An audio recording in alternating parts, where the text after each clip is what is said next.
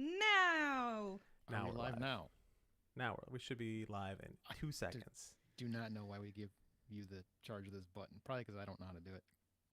Probably because you don't know how to do it. Yeah. And we are live. We are live. You sure? Yep. Okay. Make sure Hi, people. Hey. Hi, nobody. Did you post this in the socials medias? I can't post it until we go live. What do So you want to now do I'm going to go up there and grab it so I can post it. as we get ready for the excitement. I'll do the opening while you do that. How about that? Yeah, Does go that seem for all it, right? man. You do you, brother. You do you. Okay. Oh, I can't do that. It's live. All right. Welcome to the Hollywood Outsider, an award-winning weekly entertainment podcast. On this episode, our news roundup leads into reviews of Clarice, Sator, and Greenland's home release, a segment on what would have happened if John Doe had never turned himself in. And our topic this week is defunct TV shows that deserve feature film reboots. Let's get on with the show. My name is Aaron Peterson. Joining me today are my fellow host, John Davenport. Hey, Aaron, how you doing today? I'm all right. I'm all right. Amanda Sink. Hello, fellas, gents, lads. Hey, this my is dudes. I just realized we're coming up on a year that we haven't had full capacity in movie theaters. You know that? Sad times. It's a hell of a anniversary, honestly. Yeah, and it's Not one I close. want to celebrate. No, next month. So we're about a month away. So we've had 11 months of The Walking Dead, essentially. And The now boring I get Walking why. Dead. Yeah, I know why Carl left. Carl, take me out of this cruel world, Carl. We're Well, gonna that's do Carl exciting. jokes. No, that's it. I guess that's a little too dated. Let's move into our news roundup. We're just going to get this show going.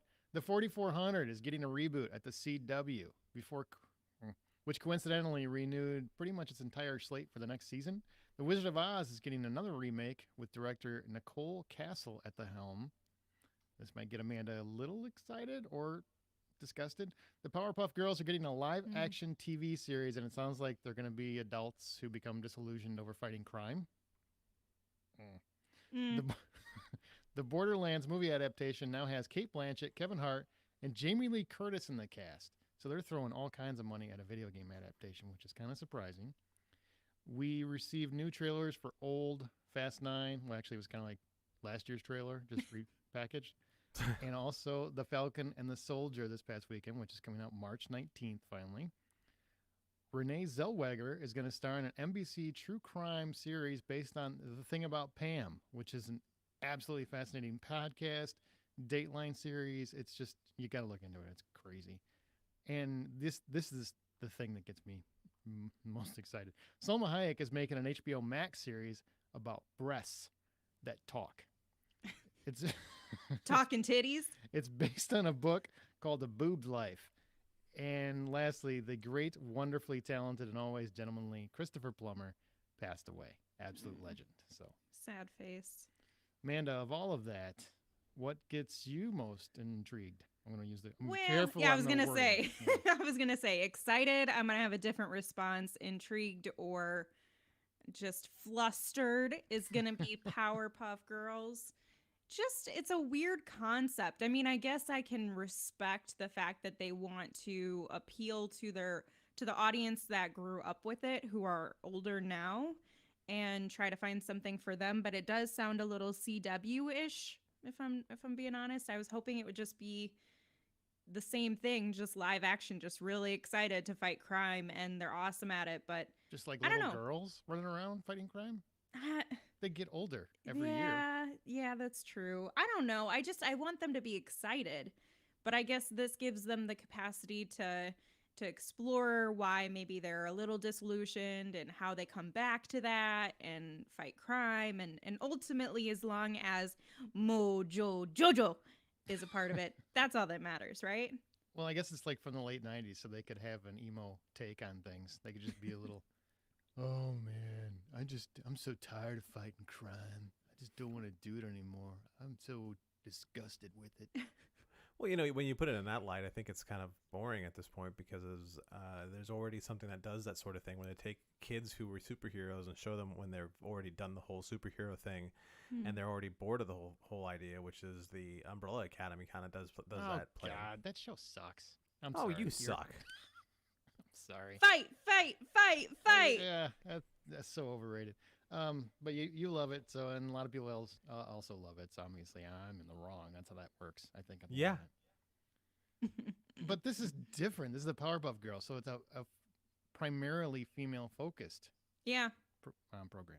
That part's still exciting. I mean, it doesn't take away, it doesn't matter how they portray it, as long as there's the central female focus where they are seen as amazing doing whatever they do, and they all have their quirky personalities, because that's what was so fascinating about it, was they were able to pull you in and you could relate to one, if not all, of the characters at different times in your life or different moments, different days. And so that was like the real connection and the bond of sisters. And so if that part's still there, if that connection is still there, then it's no different than, quite honestly, like Charmed, where they get disillusioned of them doing stuff, but they're still close sisters and wanting to fight the big bad. So they could be equally pouty. Yeah, they could be. None of us want to fight crime. That doesn't sound interesting at all. I don't know, man. Well, maybe you don't have love for Powerpuff Girls, and that's fine. It's not for everybody, but it's for me. So you do want to see this then? I do want to see it. I'm certainly going to give it a chance, for sure. I hope it's not too CW. And that's not to be too much of a slight, because there are some CW shows that I like, but I just don't want it to be so teenage drama and it's not done well, sort of thing. So it will be a CW show then, for sure. Right. Isn't it like all of their shows? They're basically just some kind of teenage drama. Even the superhero ones are pretty much some kind of teenage drama, it feels like. Yeah, but they do it better when it comes to the superhero ones, typically. Do they though? Yeah. I think they have 112 of them at this point. Isn't it time to maybe... I mean, I guess they came out with Walker, which is a big hit for them. And I'm actually kind of excited to check that one out, because apparently they've done a completely different version than with Jared Padalecki than, the roundhouse kicks to the face. So I'm actually kind of curious about that one. So maybe they're trying to branch off, and they're doing 4400 as well. So they're trying to get into other stuff that isn't just superheroes. That's pretty cool of them. Sure. Now, how about the talking breasts? Let's get back to that, because I find this... Can we go with my title, Talking Titties? John and I cannot. No. We cannot. No. It's actually not right for us to say the T word. Yep. Talking? You can't say talking? The other one. Yes, Amanda. That's exactly what we meant. We can't say talking. Wait, men are not allowed to say that word though, for real? We should only in a locker room, and DJT is going to be in there with us, so it's Wow. Yeah, that's never going to happen. I want to leave that locker room. I just personally just don't like that word. I'm not female. It's not my word. Put it that way. I'll leave it at that. I like titties. That's it. Hey, it's your word. If you like it, that's fine. right. I say it. It comes across profane, old manish, rude, yeah, gross. Creepy, past generation, creepy, 70s porn. Yeah. I think you're going a little too far on that one, a little bit, but you do what you got to do. But let's get back to the happy part, where Salma Hayek, probably my all-time favorite crush in the whole wide world, is going to do this. And obviously it's not going to be a naughty show, because it's based on, basically what it is it's looking at female issues, right? Essentially is the way I'm understanding it. Well, at least two of them. Oh my God. I think it's trying to take a look at life as a woman and what that means in terms of probably from the perspective of being over-sexualized and things like that. That's the way that I understand it. That sounds over-sexualized. I call it just about right. Oh, goodness gracious. This is why is we it can't use that Arjon word. or John? It's Arjon at thehollywoodoutsider.com. Write him. Go ahead. I don't check write that email. Me. He will if he wants those Netflix screeners. He doesn't. He doesn't check it. He really doesn't check it. No. Well, I think this is interesting, and I 100% know it won't be some kind of sexy naked thing. It'll be just it's a concept that will be developed. I just think it sounds interesting in a weird way, and you don't get many creatively weird shows. So I'm interested, not just by the fact that Selma Hayek and it's about breasts, But mostly. I mean, it helps. It doesn't Everything in that sentence seemed like a winner. Made me check out the article for sure. So simple. Sometimes, yeah. Sometimes. You know, I think it's Also- really important to talk about something that it's been a moratorium over for me to be even broach this subject, but because of what I saw today, I have to bring this up.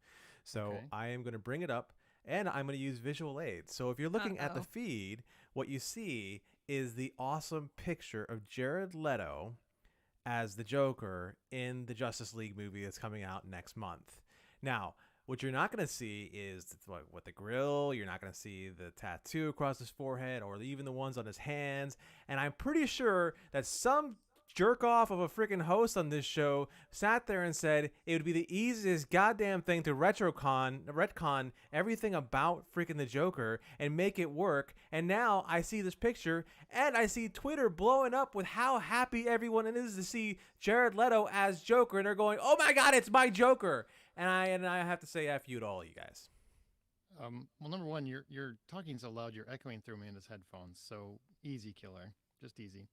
Number two, here's what I would say, John. Okay, everybody's raving about it. I don't agree with that at all. I was on the internet as well, and I think there's people like, all right, it's not awful. At least he doesn't have that stupid damage tattoo, and it looks like he doesn't have the grill, and he got rid of a bunch of other tattoos.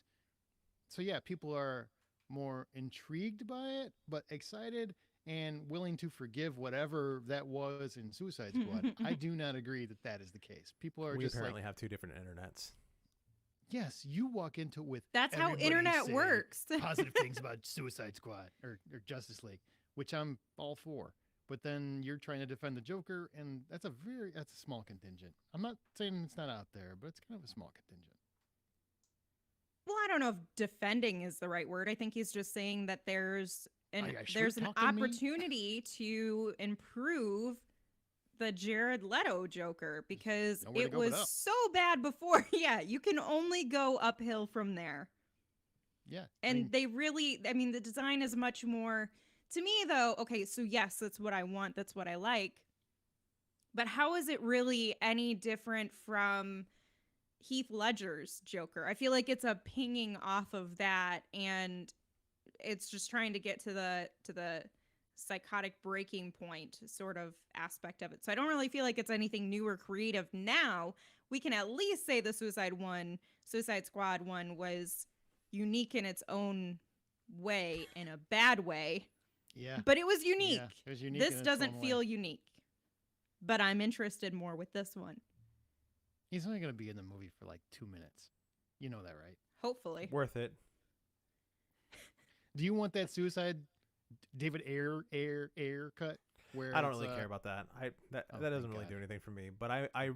I'm excited to see that they are doing exactly what I said they could do, because they asked me and I told them, hey, you could do this, and now they're gonna do it. So I'm really glad that they're taking my advice on this whole Joker thing, because you don't like. We just watched a movie with Jared Leto. He was fantastic in that movie. Sure. All the little things. It's not beyond him. Just the little things, Just not the all little of them. things. Now Just some of somebody's them. going to Google all the little things. And they're going to be pissed when they can't find it. All right, well, maybe some of the little things. Anyhow, like all they have to do is, oh, little things, Jared Leto movie. Let me go find it. It's not. I mean, don't make it harder. Don't make them sound dumber than they are. Okay. John, I feel like you brought this up just to toot your own horn. That you. I said this am would tooting my happen. own horn. That's really what Okay. this past 5 minutes have been for. Yes. Amanda, you got to turn your headphones down. It's reverbing. I turned them down. Okay, well, it's reverbing. Or John's are reverbing himself. One of the two. I don't know who's reverbing who, but still, I am tooting my own horn I'll because turn mine down. wasn't gonna be that big of a deal. If you say so, man. I mean, I'm just glad we're almost done with it, so we can stop hearing people talk about Justice League. Because honestly, it's getting old. It's getting old. Zack Snyder is just playing in this game where he's like, I'm gonna release something every 30 frickin' minutes. a new clip, and then the internet's going to go crazy about it. And I'm like, you haven't really seen anything yet. I haven't seen an actual clip where he does anything. So I don't know if it's going to be better or if it's going to be the same horrible crap. All right. So we'll see. Anyway, moving past that, Christopher Plummer. So there's that. Yes. The Oh. world's best grandfather. An icon. He is a great actor. He's been around for many years. And what was the best thing I saw on the internet? Speaking of the internet, John. Oh, I hope you're going to talk about what I'm hoping you're going to talk about. That like meme thing. Where somebody said, once again, Christopher Plummer takes a job that Kevin Spacey was meant for. So dark, but so hilarious. And I still laughed so hard. Oh, I shouldn't, but it was dark and funny. Oh, goodness. All right. Well, remember, you can always find more information at thehollywoodoutsiders.com. Join our Facebook group, or we're on Twitter at @BuyPopcorn, as well as support us on Patreon. We're supporters at patreon.com/thehollywoodoutsiders. Get early releases, bonus episodes like this month's Bad Movie Night of Basic Instinct, and which is the best Valentine's Day movie ever, and get an extra entry for every $1 per month they support us with into any giveaways we have, like the Greenland one coming up shortly. It's patreon.com/thehollywoodoutsiders. Now we've got some reviews. First up is Clarice, which is a look at the untold personal stories of FBI agent Clarice Starling as she returns to the field about a year after the events of the Silence of the Lambs. And due to rights issues, Hannibal can never, ever be mentioned, which seems absolutely ridiculous. So my first question, because Amanda, you saw this early screener, is there anything to Clarice that is different from any other generic, regular FBI profiler show, or are they trying to do something unique here? Are they trying to do something unique? Maybe. Do they succeed at it? Not really. I will say the one benefit that they have about staying true to the Jodie Foster iteration is this actress, Rebecca Breed, has a very uncanny, similar sound, like an accent. She has that same accent. That Kentucky accent or accent? So that part, I think she's great in her capacity as Clarice Starling, but it's a real struggle to enjoy or even maintain interest in the show when so much about her character revolves around Hannibal. And that's like the hard part. If you know you don't have the ability to incorporate that character, I'm sorry, but we don't care about the rest of the characters in Silence of the Lambs. So it doesn't make sense for you to just like, well, since we can't get the one that matters the most, we'll just incorporate these other characters. It's just my feeling on it. No, I get that because I kept thinking about it, and I think a big portion of it is that NBC has the rights to the name Hannibal and the character Hannibal for the TV show there and stuff, and so they can't reference him. Well, a big portion of Clarice Starling is what Hannibal did to her, got her into the field, got her to become an agent, really, and kind of spiraled her exploded her into the zeitgeist, and then even years later, in the book and the movie Hannibal, she comes back to Hannibal. So Hannibal's always a part of her life in some aspect. It's weird to have a TV show that's centered around her character and you can't say the name Hannibal. I assume they allude to a person such as would be Hannibal. They don't allude to his character, but they allude to the events that happened 1 year prior. And a lot of the struggle for her character is she's put into this special project case because of her notoriety from the Hannibal Lecter case. Buffalo Bill. In Buffalo Bill. And so that is really what people are like, okay, well, we'll put you into this because you saved that girl. And her new boss is just kind of a jerk. And he's like, you know what? I think you just got lucky, and he just uses her for PR, for her face, to talk about what's going on. But he doesn't want her to use her intellect, her understanding, her profiling, it's constant judgments. And so she's up He doesn't against, want her to use her intellect? not really, because every time she says something, he's demeaning and he thinks that she is just so incapable. Oh, wow. For whatever reason, that's his impression. He just truly feels like she got lucky with the Buffalo Bill case. And sure, all of that story can be compelling when you spin it, but if you can't loop back around to she's got such a distorted and fractured psyche at this point and mindset because of everything that happened, and you can allude to Buffalo Bill and you can talk about those things and how those events affected her, but a lot of it really comes back to Hannibal. And so not being able to really address his character and their relationship, their dynamic, how in a way he was a mentor to her. Mm-hmm. Missing out on that is just, it's really hard to stay interested in this show for that reason. Okay, and Rebecca Breeds takes over for Jodie Foster. How was her interpretation? I mean, you mentioned that she's got a similar accent, but does she make the character her own, or does it feel like an interpretation? A little bit of both. I think she's working hard to give you impression, a bit. I meant, sorry, not interpretation, impression. She's working hard to give you a bit of what you remember that character to be, so that way you can easily connect those dots and feel like, okay, this is only 1 year past. But because we're looking at the aftermath, she is much more, I hate to use the word damaged, but really she's experiencing a lot of trauma. And so that's visually represented by her behavior, her language, her demeanor in many aspects. And so she does a great job of giving us what that looks like for her, while also trying to give, a nice tie back to the Jodie Foster Clarice.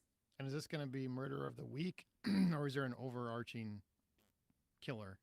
Well, so they start out in the pilot episode where there's this new case that they believe to be a serial killer.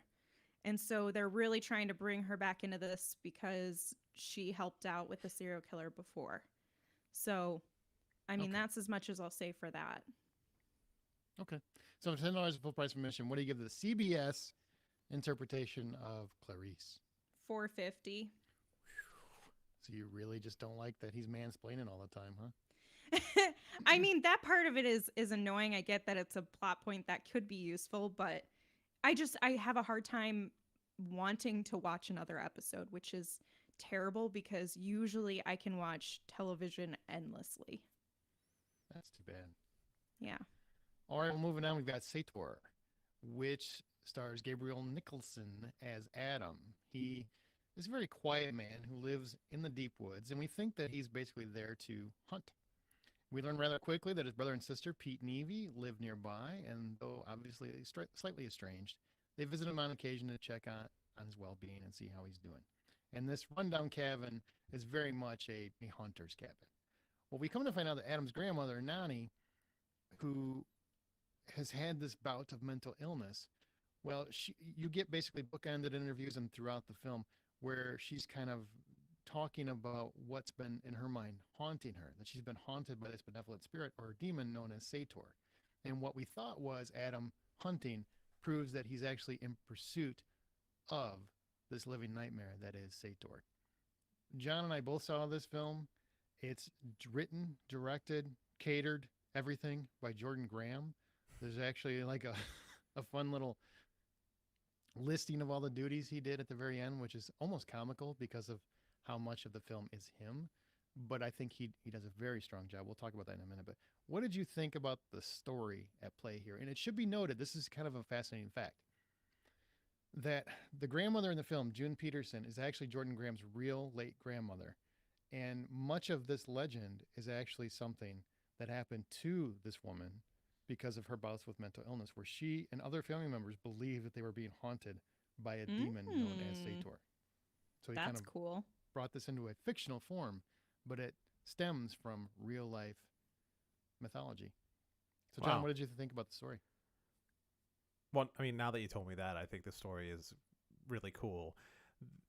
The ideas that are executed here are actually something that's that is different and new, and seems like it would be just open up a whole new world of things to actually go into. It's very different than any other sort of movie like this out there.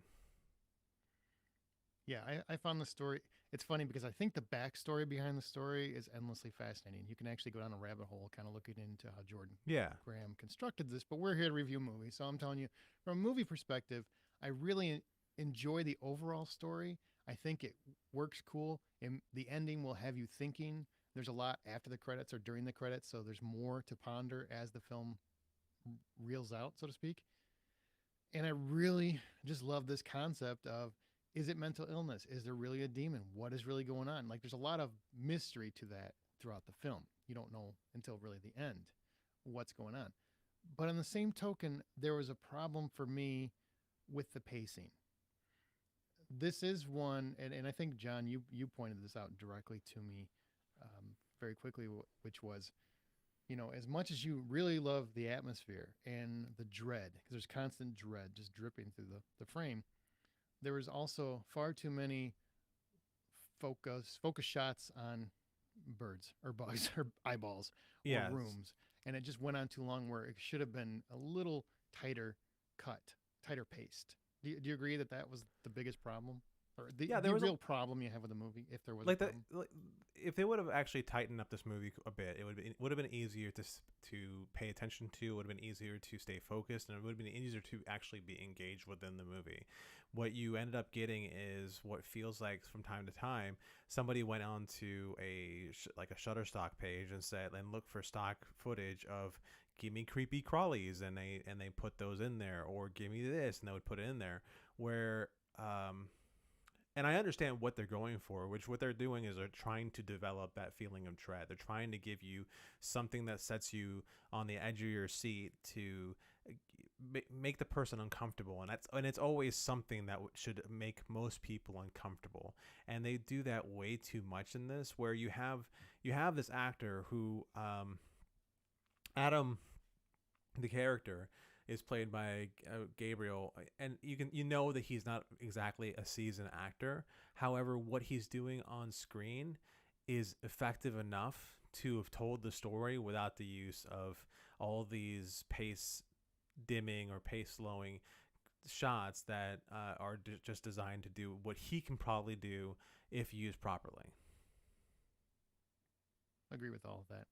Now, how about the performances? I will say, in terms of performances, and there are Michael Daniel and Rachel Johnson play Pete and Evie. Gabriel Nicholson really doesn't say a whole lot. I mean, his vernacular is almost absent, I would say, for the majority of the film. He doesn't really say a lot. June Peterson, I think, did a very good job. And I don't know how much of that is from, videotapes or him or her actually performing. I don't know which, but she's a very grandmotherly / creepy presentation. So it always kind of keeps you guessing as to what her state was. But Gabriel Nicholson, or Gabe Nicholson, depends on how he's credited, he really kind of carries the movie on his shoulders by not saying a lot. And I thought he did a very fine job. Everybody else was pretty average. I mean, nothing really exceptional. But Gabe Nicholson, I think, really delivered. Yeah, no, he really did deliver, and he had a great affect to him that would actually make you feel creepy. Though I almost feel mean about my thoughts about Nani and June Peterson now that you've told me that it's his grandmother, because I sat there and I was watching her and I go, I'm not convinced she knows she's in a movie. And very possibly might not have. I mean, might not have. That is something where I probably, because I knew the backstory when I was watching it, I found it more affecting. Now, maybe if I didn't know the backstory, I would look at it more as performance versus this is the woman that it actually happened to. So I kind of, I don't know, maybe I injected a little more into it than would have otherwise. Well, I don't know. It's like your point of view on it was something where you were able to think of it as probably somebody who might have been acting, but as who didn't know the backstory, I had to be convinced that it was acting, because at some points I always thought that person we're looking at somebody's home footage or something, and that is not acting on the screen. That's a person telling a story. Well, turns out it was. Yeah. Now, here's my question. When it comes to the director, writer, caterer, wardrobe, costume designer, score, whatever, Jordan Graham did everything. We've talked about that. And I would definitely say that he is someone to watch. I think he really has a sense of scope, atmosphere, tension, and whatnot. Just needs to tighten it up. Would you agree with all those points, or how did you feel about Jordan Graham walking out of it? Well, knowing that he did all those things for the movies, you definitely know that this is a person who has a love for film and cinema that is hard to match, because there's a lot of work that goes into doing everything he put himself down for is doing. And again, the usage of the footage that he put in there and the ideas behind how to create some creepiness, all of it highly effective, and the mood of the movie highly effective. Everything was I can't think of a better way to do it beyond, hey, let's just make this a little bit faster. Yep, I agree. And I'm a fan of slow burn, so it's not like I don't enjoy slow burn movies. I'm a big fan of slow burn. It just was a little too slow burn. Right. Yeah. More like simmer. All right. Like if it was something where it started off slow, but the pace of it would actually grow, which is something that didn't happen here, but the pace actually got quicker and quicker.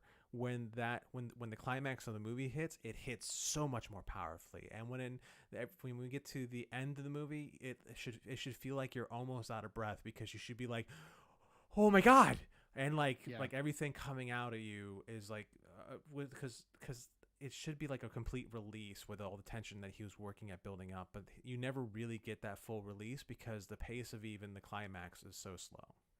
And I mean, there are some legitimately great film moments in here. I won't spoil anything, but the cave moment, you know what I'm talking about. Yeah. That was one where I was like, holy shit. Yeah. I mean, all the hairs on the back of my neck were up. So he definitely, I look forward to whatever he does next. I really do. Yeah, I do too. If $10 full price of admission, what do you give Sator? I give it $5. Okay, I give it $5.50. Now, before we go to Greenland, because in a minute I'm going to review this insanely, absolutely intense film, Greenland. But how would you like the chance to win your own Blu-ray copy of Greenland, where Gerard Butler, Marina Baccarin, and Scott Glenn star in the Rotten Tomatoes certified, fresh, pulse-pounding disaster thriller, Greenland? When a planet-killing comet races towards Earth, a father and his family make a perilous journey to their only hope for sanctuary, while encountering the best and worst in humanity as the countdown to global apocalypse approaches zero. You can own Greenland today on digital, Blu-ray, and DVD, which includes deleted scenes, feature commentary with director Rick Roman Waugh, and much more. And if you live in the U.S. and you want the chance to win your own Blu-ray copy of Greenland, share this episode on our podcast feed with your social media platform. This is the problem with live. You're going to hear me do it all over again. You're welcome. And if you live in the U.S. and want the chance to win your own Blu-ray copy of Greenland, share this episode of our podcast on your social media platforms, and then send an email to us at the email address of greenland@thehollywoodoutsider.com. That's greenland@thehollywoodoutsider.com with the subject line, I want to save the planet, and your name, and you do this before February 15th. That's February 15th. You'll be entered into a giveaway to win one of 5 copies of Greenland. Now, it's only U.S. because we're shipping to your house, so just so you know. But the winner will be contacted directly, so we'll need your address to ship the movie off. So just keep an eye on your email on the 16th. Remember, share this podcast, send us an email, greenland@thehollywoodoutsider.com with your name, and that's all you need to do to enter. Now, let's go to the Easy review. peasy. Woo! Let's get to the review, Amanda. So you gave us a nice description about what this movie's about. I have to ask you, though, it sounds very Gerard Butler, and it does star him. Oh, stop You did rave about him, so what sets this apart from some of his other work? This is Gerard Butler acting. This is not And don't get me wrong, I love the Has Fallen franchise. Is that what it's called? The Has Fallen? The Has We might as well call Yes. it like The Fallen the franchise. Fallen franchise. I love those movies, man. I love 300. I mean, I love a lot of what he does. Den of Thieves was a really good movie. He's an actor I love to watch, and I know some of his movies might be considered, big dumb action movies. Whatever people want to say about him, I enjoy them. This isn't one of those. This is not. It's not even a huge big but. It's not like 2012. It's not a big jumbo. Look at the stuff blow up kind of movie. Instead, it's a very I don't want to say small scale because there are some definite special effects, but it's really more of a low key, tense thriller of a film where it's more about this family trying to stay together, trying to get to where they need to go for safety, and they're just fighting to survive. And they're trying to fight also people who just want to survive. And obviously, we see how people get when they're pressured, when they're stressed out, when they're hyper stressed. A lot of this stuff is happening throughout Greenland, and he does a wonderful job. Honestly, career best performances for Gerard Butler and Marina Baccarin, I think, in this movie because they're both acting Wow. their asses off. They're really just trying to project a family trying to survive. He's not like a big kick ass. He's going to beat the shit out of everybody as he runs around, the planet, kicking the comet off its axis or whatever. I mean, he's not doing any of that. He's just trying to save his family. So it sounds like it's fair to say this story, the story for Greenland, is much more about the relationship, the family aspect, than it is the actual disaster piece. Like the disaster is more the background, and the family story is more in the foreground. Very much so. I mean, there's actually moments throughout the film where they'll be doing whatever they're doing or they're fighting for their lives, and you'll see actions happening in the background, but it's almost like an afterthought. Like that isn't the focus. The focus is the family trying to survive. It isn't on the special effects. It isn't on the pyrotechnics.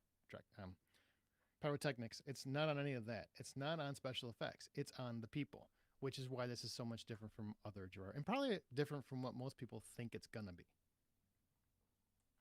Yeah, that's one thing that I'd noted is a lot of people seem to perceive this as a disaster movie. So I think setting the I right mean, it is. expectations going into it about what it's at its core truly about and focusing on. Here's the thing. Here's what it's roughly about. Okay, so they're an estranged couple. They're trying to figure out their marriage. You don't know what the problems are until later in the movie. And their son just wants them to get back together. Well, they happen to be together when they are selected for a lottery. And the lottery is, like in many movies, disaster movies, it's essentially if you have an important vocation or whatever the case may be, for whatever reason, you were selected based on certain skills that we want to send you off to the secret location where we think we can keep you safe as the planet is ready to explode. So when we rebuild, we'll have the people necessary to make that happen. We've seen this scenario before.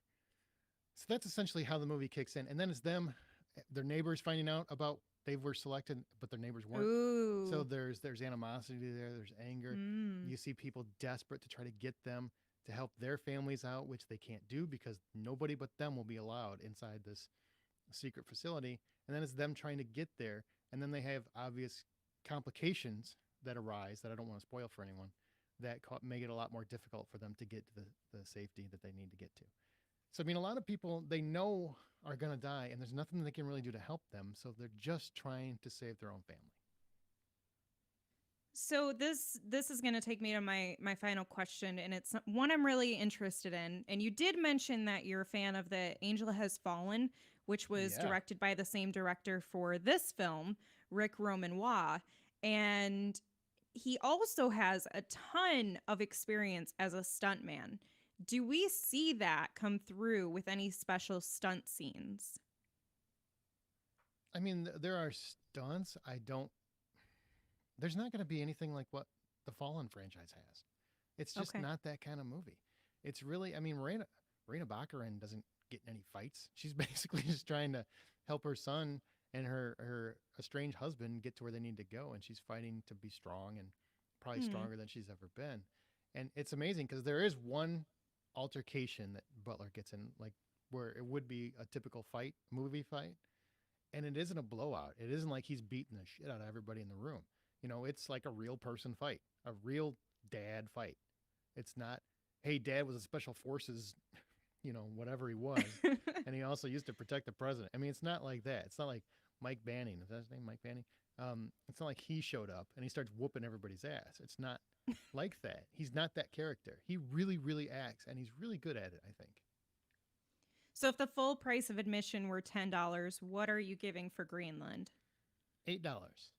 Oh, that is a very high ticket price for you. I loved it, and it's important to know, because if you don't know my taste, I don't like disaster movies. They annoy me. I think they're ridiculous. Now, there are some where I'm like, oh, okay, it's ridiculous enough. I can go with that. Like Armageddon, because I cry every time. San Andreas, it's dumb. It's super dumb. None of that stuff makes sense, but I still enjoy it. 2012, didn't like it at all. I didn't think that was a good movie. I can't stand that movie. So, I mean, I'm really not a big fan of most disaster movies, but this one told a real story, which was rare in these kind of films. Awesome. Well, don't forget to sign yourself up for an entry into the giveaway. It's a limited time one, so you better hurry up. All right, let's go to our From the Outside In topic. Defunct TV shows that deserve to be rebooted as a feature film. Now, we've seen this a bazillion times. Baywatch, Spencer Confidential is a recent one, countless others. So what do you think it is about dead TV shows, and we're talking about not on the air anymore, that make features so appealing for the reboot? You know, it's one of those things that in my mind where I think it's the perfect idea of, like, it's like a Venn diagram of nostalgia, possibility, and then characters doing something completely different. So it kind of sits in the middle and makes it something that would be usually a lot of fun to enjoy. Yeah, a lot of times I feel like it's got to be something that I could see other people playing the role in. Because if it's something where this character they just have to be played by this actor or actress, then I don't feel like that's the best content to take and do a reboot into a film.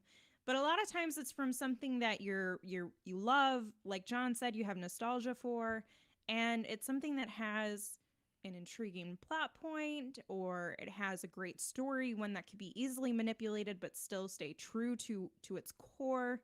And that's where it gets fun, especially if it's like an action or a comedy. Those can easily be manipulated versus, maybe a drama or something.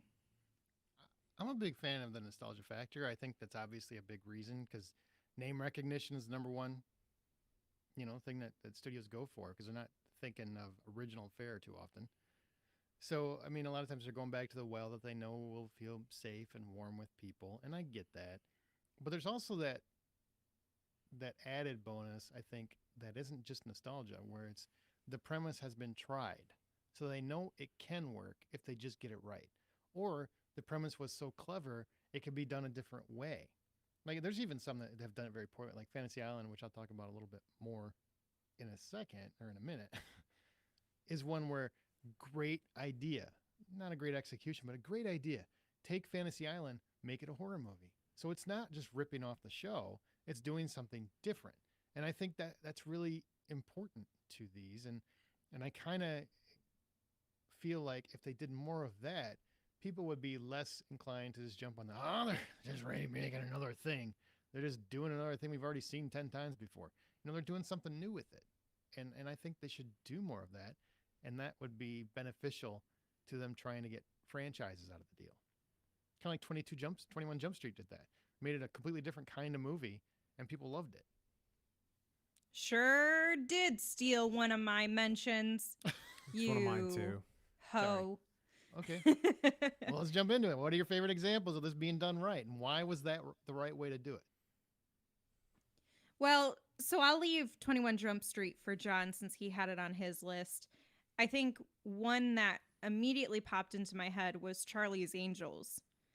Now, yeah. Which one? Because there's like two interpretations of that. Oh, that's true. The first one with Lucy Liu Cameron and Diaz. Cameron Diaz. Yeah, they had a lot of fun chemistry. Now I'll say though that the latest reboot of it with Kristen Stewart, I was really surprised by, and that was good too. I had a lot of fun with that one.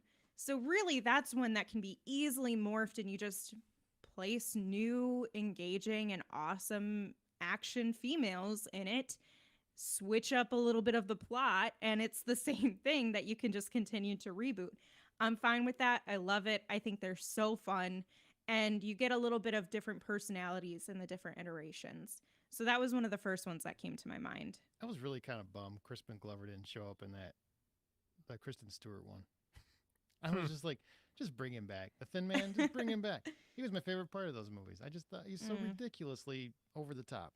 Him and, well, Sam Rockwell was pretty kick-ass too. Yeah, that's true. That little dance he does where Drew Barrymore is tied up, I thought that was fantastic. John, what about you? Tell me about how 21 Jump Street got it right. All right, so 21 Jump Street got it right because it took a premise of his show that was sometimes way too serious, way too melodramatic, way too much like here we are with teenagers and this is how it's supposed to be, and then turns it into a comedy. And in that center of that comedy are two guys who don't belong to be working together in any way, shape, or form at all. So, and it's just done in such a way that the laughs just keep hitting harder and harder and harder, and it is just so much fun and energetic, and the characters have really put a new spin on the idea of Channing Tatum for me, and Jonah Hill, who is somebody who I could take or leave, was somebody that I was like, I need to keep watching him. It's just got everything I ever wanted. Yeah, I will say, I mean, now that you bring that up, what was interesting about how they did that was they kind of, Channing Tatum comes across as this dim bulb for a big portion of the movie, but he's not. Like, they actually fleshed out his character because he starts off as just like this idiot jock, and you're just like, wow, he is the dumbest man. How long are they going to run this joke for? And then he becomes like a real person by the end. Yeah. I dug that. I mean, Jonah Hill is pretty much just Jonah Hill, but Channing Tatum, I felt like they really gave him a stretch. My favorite example is The Untouchables. A lot of people don't even know now, but that was a TV show that they brought into the 80s. And man, I that's where we discovered Kevin Costner, really. That's what kind of exploded his career. That's the famous Robert De Niro gains a lot of weight so he can play Al Capone. Sean Connery. That's the Chicago way. Scottish, Irish cop ever. He's fantastic in the movie. Wins the Oscar for supporting actor. Takes his hairpiece off for a movie. Shocks me. Everything about that film and how it went was just masterful. Brian De Palma really created something different with it. That score just like permeates throughout the entire film. There's really not anything wrong with that movie. And I've watched it from start to finish probably 50 times. And I still don't think there's really anything wrong with it. And the whole, what is it? The train station? Yeah, train station. Yeah, that whole scene still is one of my favorite film sequences ever. That's a pretty bold and strong choice. I really do. I mean, I really wrestled with the idea of picking that one myself. Another one that I couldn't get away from as far as being a really great adaptation is Mission Impossible. Even though it's not anything like the show, though. No, it doesn't have to be anything like the show. It's just.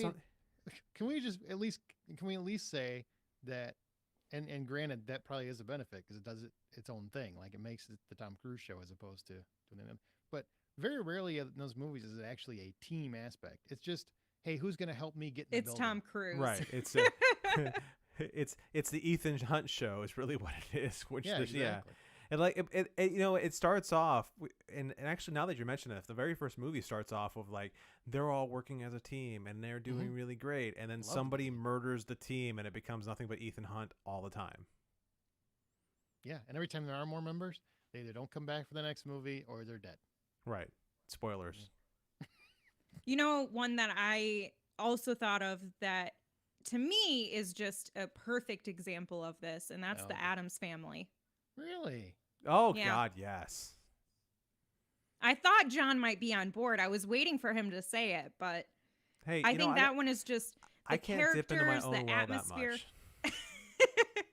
You do dip in your own well a lot. I do. But Nobody the else is dipping in it. characters, the atmosphere, just everything about that movie is representative of the show in its core, but it also springs its own personality into it. Raul Julia as Gomez is like one of the best depictions of Gomez ever on screen. Honestly, all of the characters, to me, in my personal opinion, they are the best in the film adaptation. Yeah, Really? you really can't go wrong with that. They're just, I mean, when you think of the Addams Family, most people are going to go back to the film. They're not going to think of the show. That's actually true. Yeah, you're probably right. Yeah, the show took such a big swing with it, and there's something about like the show and the movie, and the idea behind the Addams Family was to create the American family that's the exact opposite of what the American family is. And what I love about that so much is that what they created was a guy who's so obsessed with his wife that he'll do anything for her, and a wife who doesn't resent him, and I think that's hysterical. And they do a really brilliant job of, and it was very subtle in the show. It's a little more overt, I think, in the films, but they do a wonderful job of showing it's okay to be weird. Yeah. It's okay to be quote unquote For weird sure. and different and unique.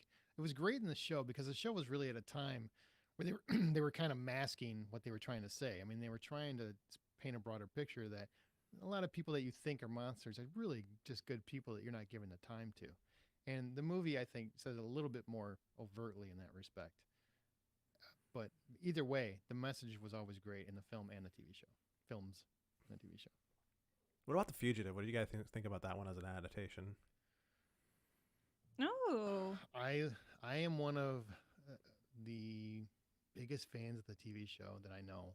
Well, I'm the only fan I know of the TV show because everybody else is dead. But I was going to say, I honestly, I'll be It's old. perfectly It's honest, old. haven't seen it. it's all. It was really great. It's basically for younger people. Did you watch The Incredible Hulk? It's like The Incredible Hulk. It's like that. He was always on the run, trying to get away, trying to stay out of sight, but then he would always come across somebody where he could help them. And he just didn't know how to not help people. So he knew he'd been framed by the one-armed man, so he was constantly searching for this, but he was also helping people along the way.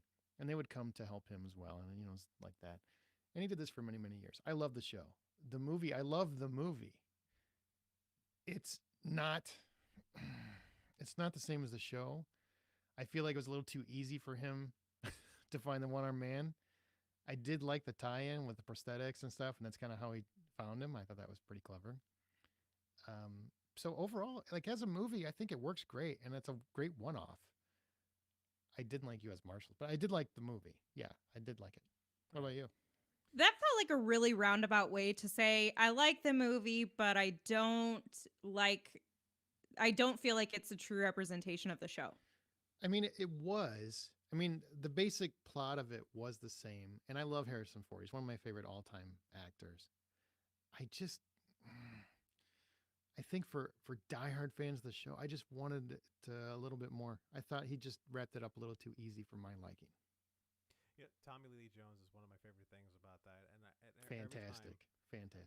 Every time I think about like when somebody says something to me that that may be relevant, but is none of my business and is not material to the actual thing that I'm working on,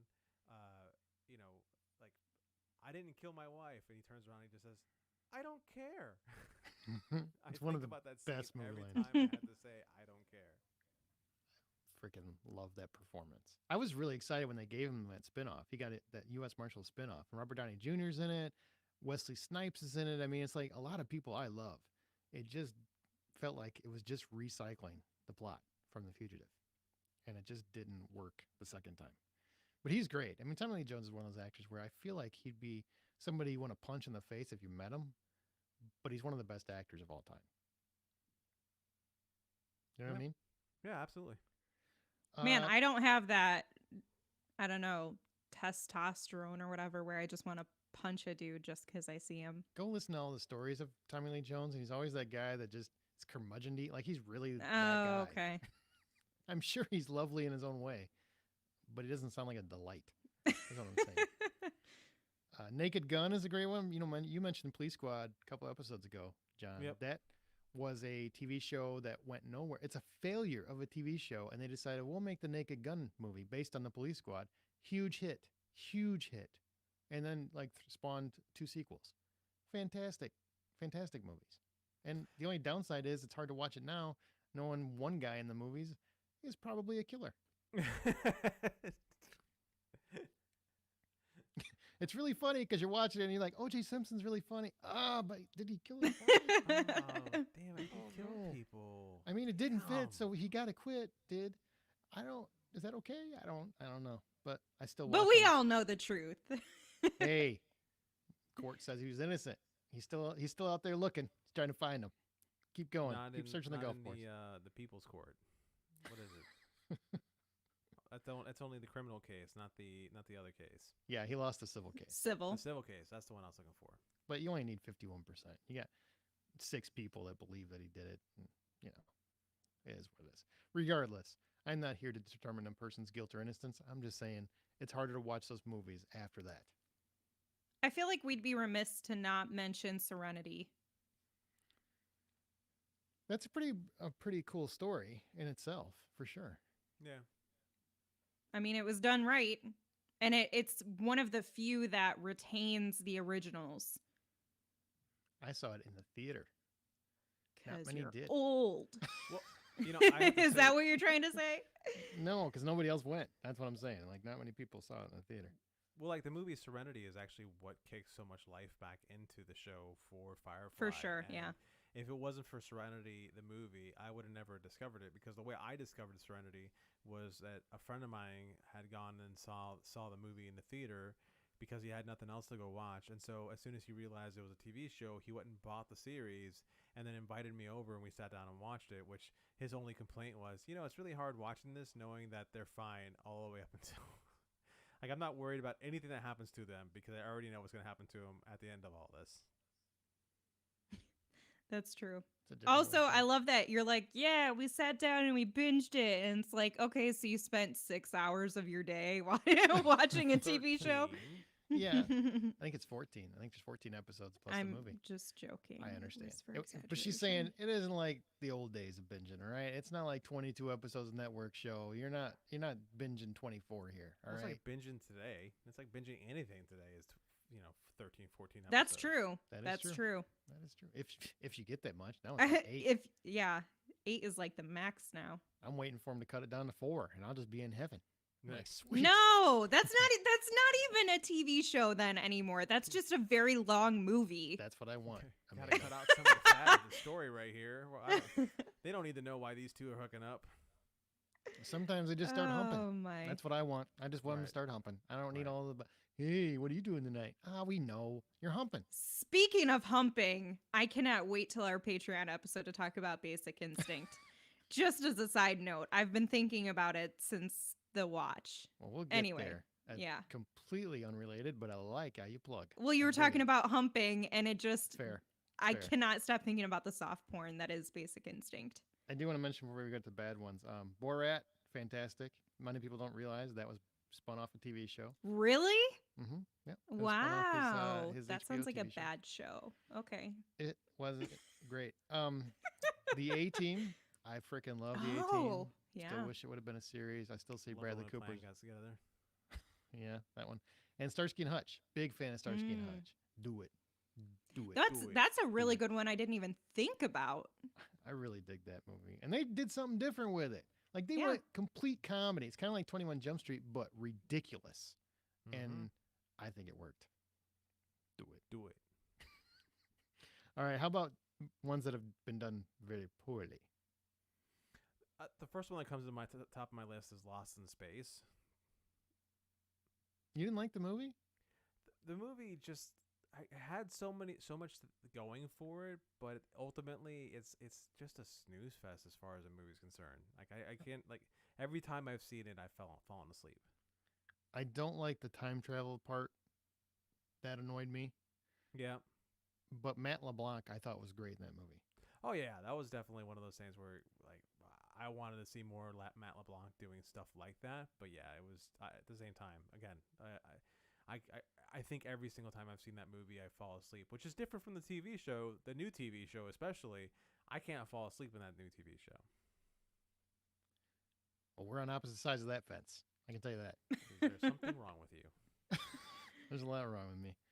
What about you, man? Anything where you think it's done poorly? Very poorly? Yes. Okay. And it's also one that I would like to see redone because I know there's great potential, but they really screwed it up.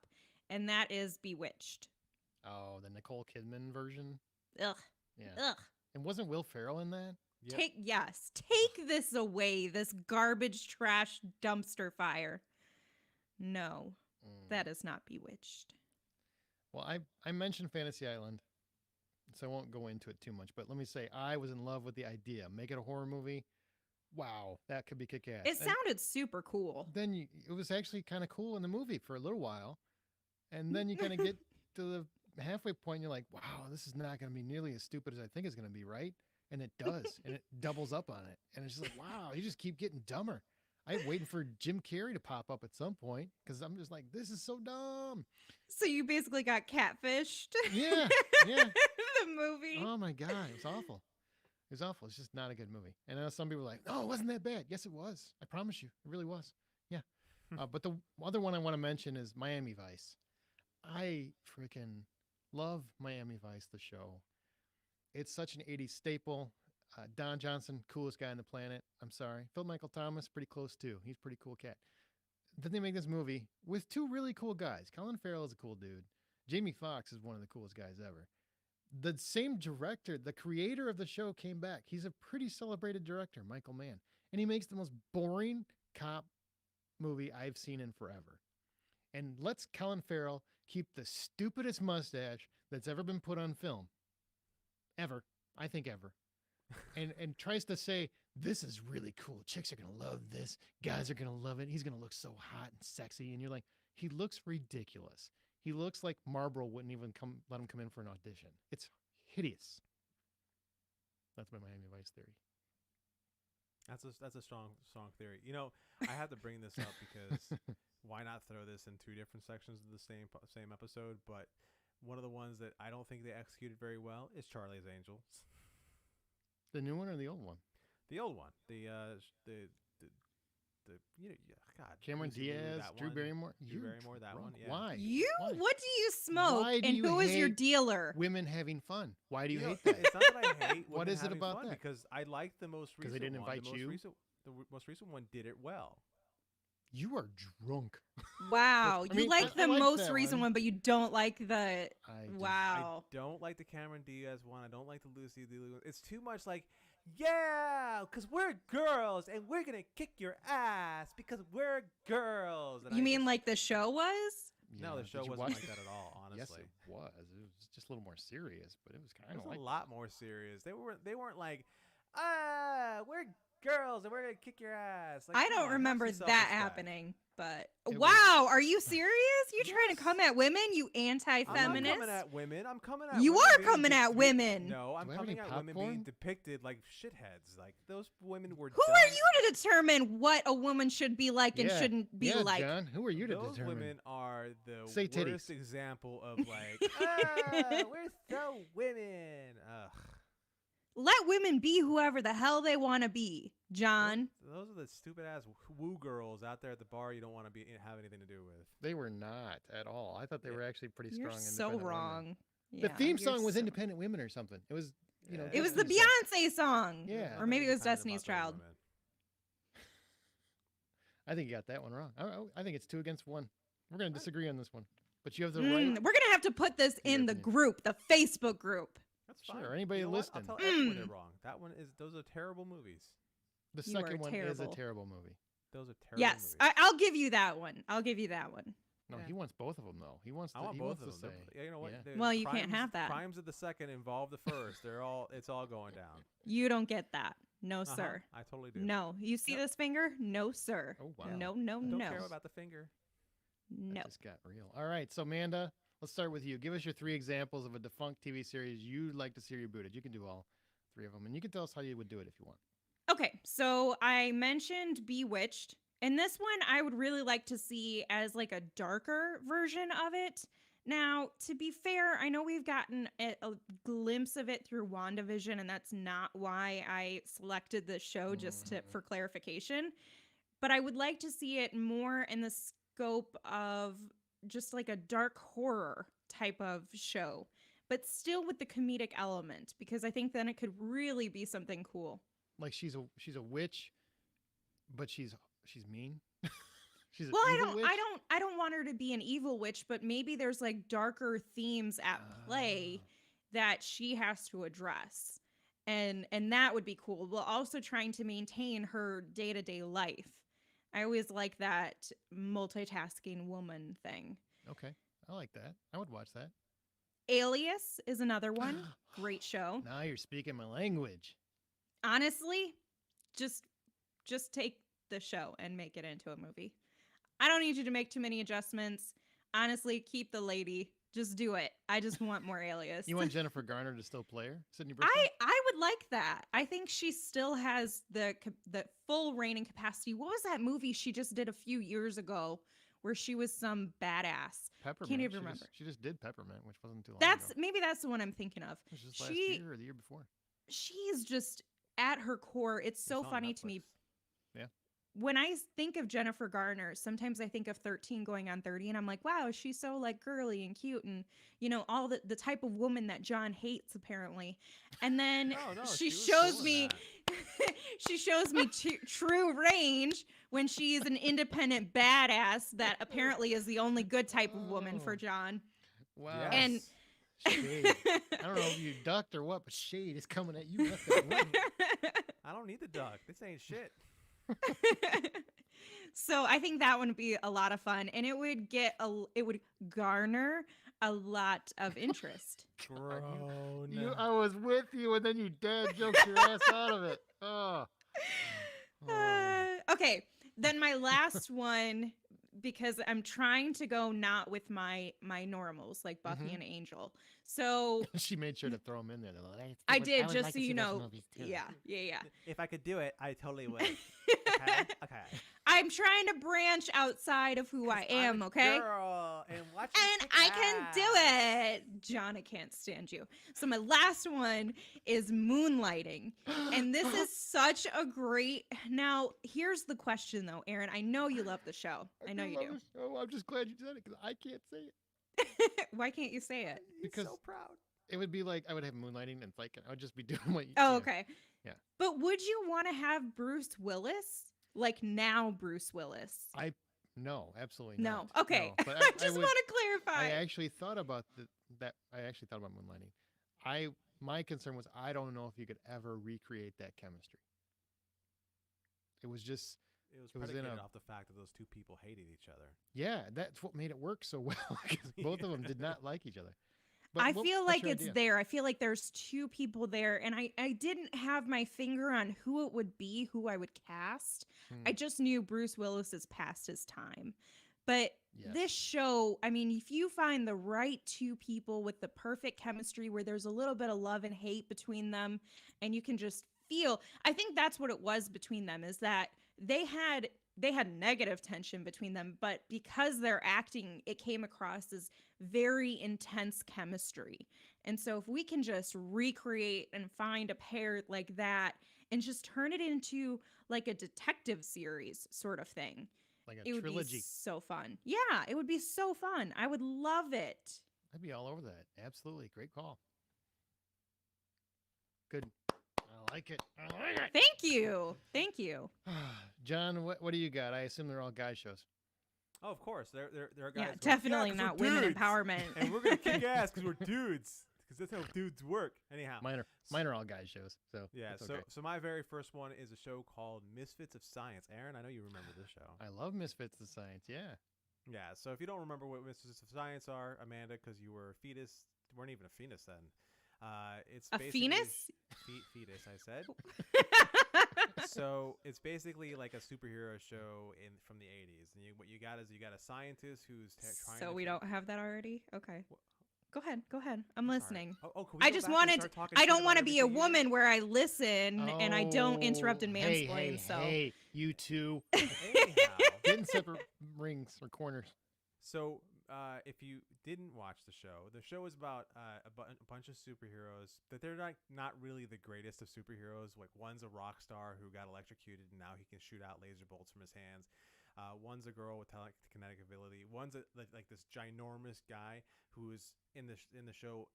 He was acted by the guy who did Harry and the Hendersons. He was Harry, where he can go from super tall to really little tiny. And the whole reason why he got himself set up like this is because he just wanted to be normal height, and he just went a little too far.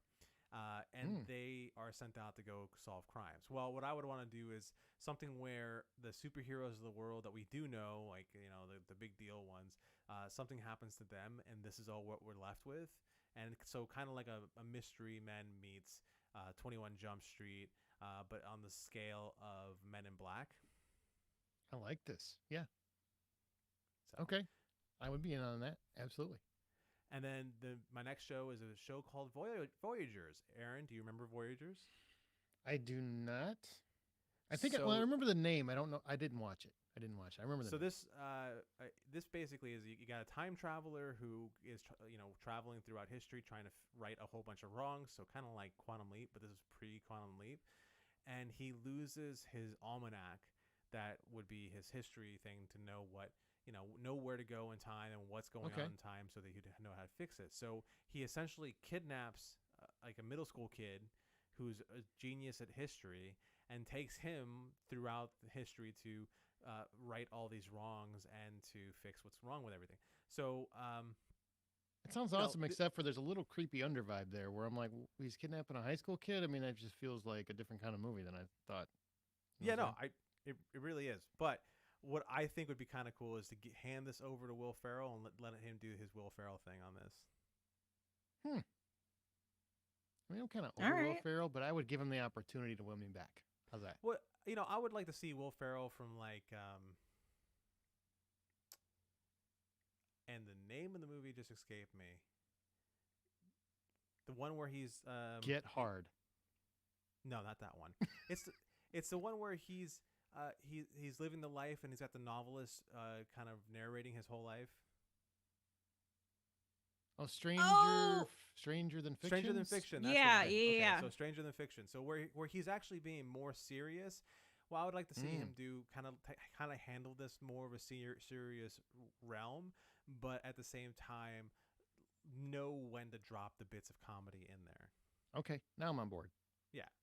And then finally, there's another show that it probably only lasted for half a season or a season. It's a show called Freaky Links. It was in the late 90s, early aughts. It's a takeoff of the Blair Witch Project, where a guy, his brother had died, and he's going through the internet, and he ends up finding a link that showed him that his brother's alive somewhere.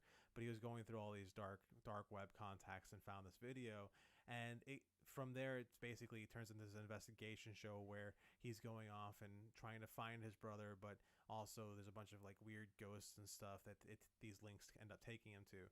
And I really couldn't think of a way to bring this to the big screen. But again, I like the show so much and I like the idea behind it that I'm sure that doing something, I don't want to say Blair Witch-like, but something like Saw-like with this would be really interesting. Okay, that would be cool. That's something I don't know. So I would be really curious to see what they did with that. Yeah. And it sounds like with not a lot of content, you still have a lot of flexibility to do what you want with it. Absolutely. Yeah. So, here, can I mansplain some more for you, Amanda? Oh, God. All right, my first one is Millennium, which was a show on Fox. It was kind of like a spinoff from X-Files. It starred Lance Henriksen. I was a big fan of the show. Now, granted, you would kind of have to change the date, but I'll get there. So a former FBI profiler with the ability to look inside the mind of a killer, he begins working for a mysterious Millennium Group, which investigates serial killers, conspiracies, the occult, and people obsessed with the end of the millennium. So I would obviously have to bounce ahead to like 2097 or something. But this could be like a fantastic starring vehicle for somebody like Liam Neeson, I think, to get him out of those bad action movies he's been doing for the last couple of years and get him back into something a little bit more tangible. You could add some high-tech tweaks because the character's name is Frank Black, and he's very good. He excels at hunting serial killers. So I think it would be interesting to have a character that they use because he's so much better than the most advanced of technology. He's just that good. Right. That I think could be a nice spin on it as well. Yeah, God, that'd be a lot of fun because I did love that show. I love that show. I loved it. And my next one is Simon and Simon. I love Simon and Simon. I'm a huge fan of that show. And if you've never heard of it, it's from the 80s. It's two brothers. They're completely different taste. AJ is very prim. He's proper. He's fancy. And he wants to be rich, basically. Well, his brother Rick is tactless, rough around the edges, lives like a cowboy. But they're always wonderful brothers. They always come together. They're close. They care about each other. And they work together as private detectives in this agency. So even though they're polar opposites, they always come together, and they do, sometimes begrudgingly, but they care about each other. I would love to see, and this is going to sound ridiculous, but I would love to see an oil and water combo like Zac Efron and The Rock, because I'm a big fan of what they did on Baywatch. Oh yeah, Ooh, I was just gonna say they were great then. They were so fun. I mean, they could, one's an older brother, one's a younger brother. I just love them together. I love their chemistry. Or maybe you reunite Jared Padalecki and Jensen Ackles from Supernatural. Well, that would be great too. Did you ever see that they redid the opening with John Hamm and Adam Scott? For Supernatural? No, for Simon and Simon and Simon. No, did they really? They did a shot-for-shot remake of that opening for the show with John Hamm and Adam Scott. And John Hamm was the older brother, and Adam Scott was the one who always wanted to be rich. I can see this. It was fantastic. Oh my gosh. I would watch that movie. I would watch it. My last one. This is a show I've mentioned before, but it's probably been a while since I mentioned it. One of my all-time favorite shows, and it only lasted like 16 episodes. But Vengeance Unlimited, I freaking love that show. Mr. Chapel, I would love to see a movie of this. Mr. Chapel had a hidden backstory. So you'd probably need a trilogy, I think, to get all the details. I'm big on trilogies, as you can tell.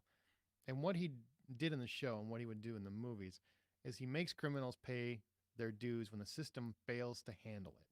So they don't handle their end. The criminals walk, and because of that, people are being hurt in the process. Somebody gets away with murder. Somebody steals their entire fortune and gets away with it, or steals their home and gets away with it. Things like that. He makes those things right. He rectifies that situation. And the best thing is he's not above breaking the law to do it. He will frame people for another murder if they got away with one murder. I mean, that's the kind of character Mr. Chapel was. He wouldn't hurt anyone, obviously. I'm saying like he would stick a body in their bathtub, something like that. That happened in an episode. And what he does is he offers to help people, and he gives them an option. You either pay me $1 million or you owe me a favor to be returned whenever I need it, which is usually to help somebody else. And it seems like, well, that's not fair. Well, I like that. He kind of uses it. So like, if you got the money, I'll go away. You'll never hear from me again after I solve your problem. But if you don't have the money, just help me help someone else. That's what he ends up doing. Like a pay it forward idea. I already have Kinda. 2 actors in mind for this. I love this. Oh, it's such a great concept. And Michael Madsen was Mr. Chapel, and he was perfect for it. It just was so far ahead of its time because it was a dark as hell show. And Mr. Chapel, because, he wasn't against breaking the law, but he was also this really quirky, weird. He played dirty. He wasn't afraid to stoop to whatever the level was. Like, it wasn't that he had no honor code. He's like, no, I'll get to your level. That's fine. I'll do the same things you're doing. I'll just do it better. And that's what he did every episode. He was a little bit crazy, but deeply methodical. And I love that. And my person would be Dan Stevens, because I think he could play that crazy, maniacal genius. But Amanda, who did you have? Well, there's 2 people that came to mind because I know what your taste is. Mm-hmm. And 2 people came to mind that could fit in this based on things that you've liked from them before. And I don't know if they'd hit 100%, but the first one would be Chris Pine. He could do it. I could see him doing it. He'd have to edge up a little bit, but I've seen him do parts like that. Sure, The absolutely. second one would be Timothy Oliphant. I Because I love. feel like he starts to Yeah. get edgy in Justified. I don't know if that's how dark this character, if he's a darker character, it sounds like he might be, if he'd fit. But He could. You know what? He does have a really wacky sense of humor. So I mean, I think he could play it. I just think Dan Stevens is the guy that I would put in that pocket, just because he's so yeah, he can go from dark, gritty, to crazy, to funny, and he can do it on a dime, and that's what you need to do. Because I'm telling you, Michael Madsen, he never gets any appreciation for acting. You know, he's like, well, he's the same guy in everything, and he was kind of the same guy in this, but he does it so well. He's just so. I was scared of him at the same time I was, praising what he was doing. I love that show. I gotta say, out of all of the options that were presented, that one is the one that's most compelling. Like, I want that today. I think people would watch it today. It just when it came out, it was a network show. Networks did not get that gritty, so it didn't last very long. You should write up a pilot and Treatment. Just send write it up to the him. treatment. Sure. Yeah, I should. Anybody's listening. do I a want spec that. script. Do I it. want that. Make that money. We had a couple listener comments. Do you want to mention what they are real quick, Amanda? All right, so our first one comes from Jennifer Miller, and albeit some of these are still on the air, these are pretty interesting. So she said she has a few. Killing Eve, but it must keep Jodie Comer. 24 would be great and action-packed. Gotta have Kiefer Sutherland. That's one of those where I don't want to see it without him in it, honestly. Mr. Robot would work well as a film. That I would can be an see that. interesting film, yeah. Finally, and hear me out on this one, American Horror Story. Each season is a new movie, built-in franchise, and by limiting a season to a single film, you keep all the fun, creepy goodness that AHS does well and cuts the exposition where it tends to be weak. I would watch that, and I think that's a really clever idea because I don't like the seasons of that show. It just, they give them too much time and they just start getting campy and super weird, and it's just like, I'm done.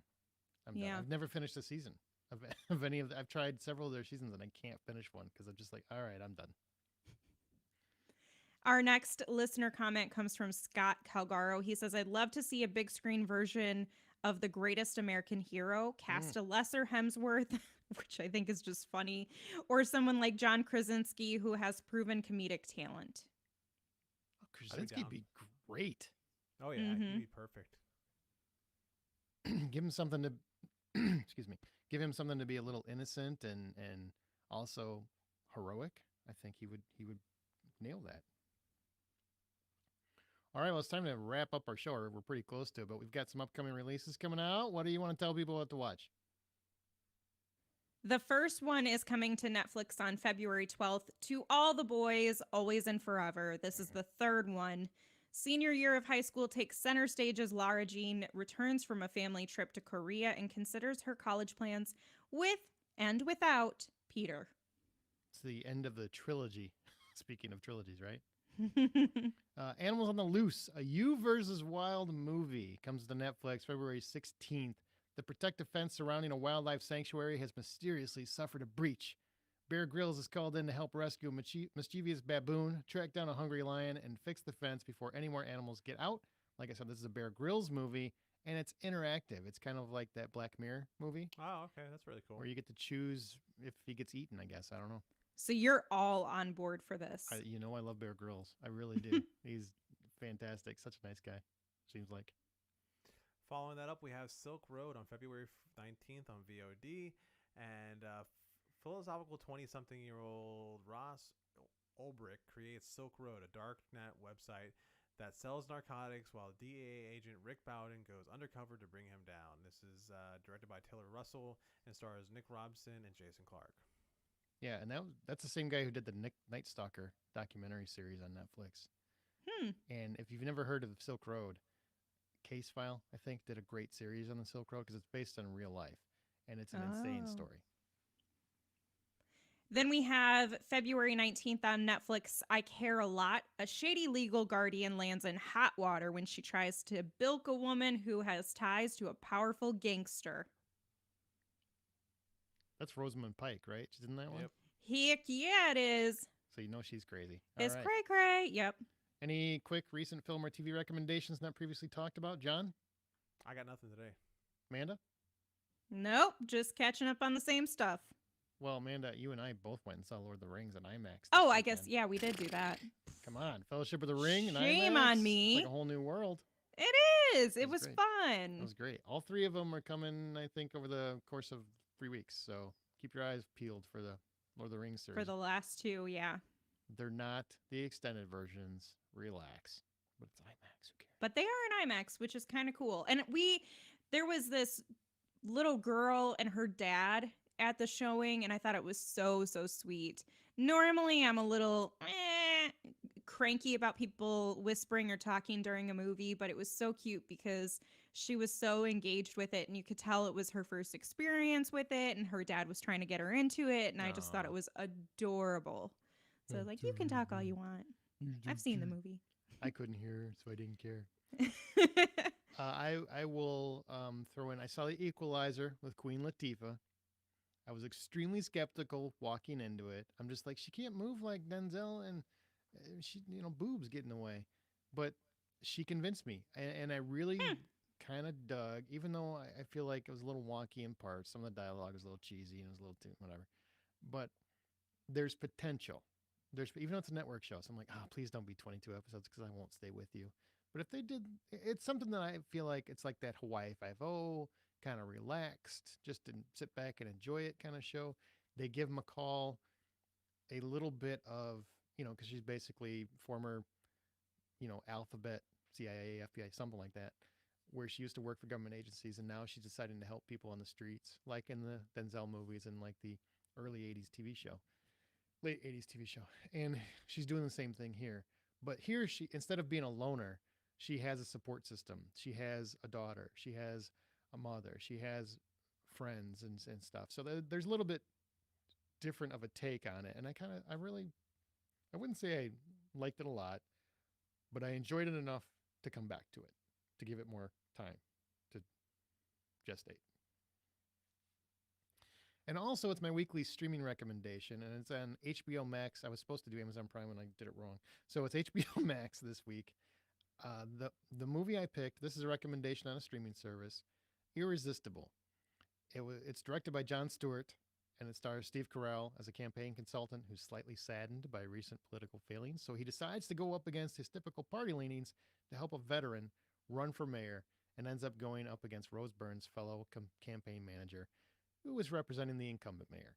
It's sharp, it's a witty satire, and we might have just had enough distance from recent events to really enjoy it. I recommend it. It's on HBO Max now, Irresistible. Whew. Okay, guys, you can share your thoughts in this episode. Anything else in our Facebook group or on Twitter @BuyPopcorn. Our site is thehollywoodoutsider.com. We're going to do what would have happened in 1 second. You can email us at feedback@thehollywoodoutsider.com and rate and subscribe on your preferred podcast app. You can also find John's artwork on Insta and Twitter at rjohndraws, Amanda on Veronica's Marshmallows and Smirk Podcasts, and at Sync Into This on Twitter, and me on The Blacklist Exposed and Presenting Hitchcock and at Aaron Smirks on Twitter. John, what would have happened? This is where a host takes a scenario and asks the question, what would have happened? All right, guys, you ready for my what would have happened? Let's hear it. What if John Doe from the movie Seven never turned himself in? Now discuss. Interesting. Would we know what's in the box? Would the box have ever been shipped to him? I think he still would have killed Brad Pitt's wife, because it seemed like part of the plan. And maybe he would set it up so it looked like Somerset or something, because he still would need to do something to get that wrath, right? Right. So he would have to do something. So I would think, because Somerset seemed to be really close to his wife, maybe he could do something to make Mills believe that Somerset did it. And I think that could have worked, because he's such an impulsive cop. And so emotional. Well, like once he saw his wife's head in the box, I mean, I think if there's anything planted there, it could really make him think that. Like this whole time it was Somerset, the whole time it was you, the whole time it was you. I mean, I think he could be made to believe that, and then they'd still have wrath. So I think he could have easily gotten away with it. But if none of that happened, I still think they never would have caught him if he didn't turn himself in, because they obviously weren't as great a cops as we think they are. No, absolutely not. Amanda, what about you? Yeah, I was just going to piggyback off that and say he was very deliberate in what he was doing, and I don't think that he would have gotten caught. But I also don't think that there was much of a plan. Like, there was the master plan. You know what I mean? So I don't know that there would have been much beyond completing his plan, if that makes sense. Like, I don't think he would go and continue on and do more. I think it would just, I'm here to complete my plan, and once I do, then I'm good. What about you, John? I mean, it's your scenario. What do you think would happen? Well, like everything you absolutely just said makes sense. I think that the difference thing that I would add to it is that he picks up and moves cities and does it all over again. Oh, that would be interesting. And he's never been caught. Yeah. He just goes from city to city and does the same thing, and it's again, he does it he has it so well executed and planned out that he, for whatever reason, just never gets caught. So And like, he could just continue to recycle that. Yeah. like once a year, he just randomly pops up, and then John Doe is alive again. Right. Kind of like Kevin Spacey on Christmas. I do think that at that point he would start to, because once you continue to do that, more information about you comes to light, and you're more likely to get caught the more you commit. So I think eventually he'd end up getting caught if he did it continuously. I mean, with different cities, though, I don't know. But then it turns into a federal case, and it doesn't matter what cities you're at. Only if you get cops Once smart enough people- to make the connection. That's what I'm saying. That's true. That's true. I like that. That's an interesting question. It gives you kind of all kinds of things. Do you guys think that would work though? Frame and Somerset. You think that could possibly work? No, I actually wrote down nearly every exact thing you said. Because ultimately, the idea was, remember, each murder he did was a sin, and the last two was wrath, and I think wasn't it pride? Envy. Yeah, envy. Right. So envied pride you. and envy. Mhm. So he could have made it look like, so if Brad Pitt was wrath, then Somerset was envy. And envious of having having a wife who's about to have a family and all this other stuff. So yeah, it's very possible that's how it could have rolled out.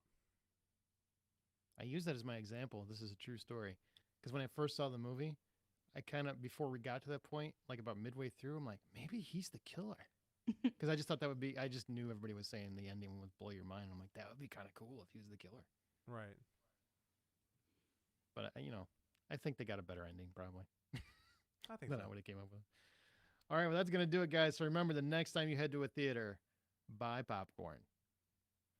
And for YouTube, just buy. Bye. Toodles. Peace out, Girl Scouts. Hey, everybody, thanks for joining us. And I will look into some of those sound issues that you guys brought up, or actually SBACs brought up. So I'll see what that's all about. What were the sound you all issues? have a with good night.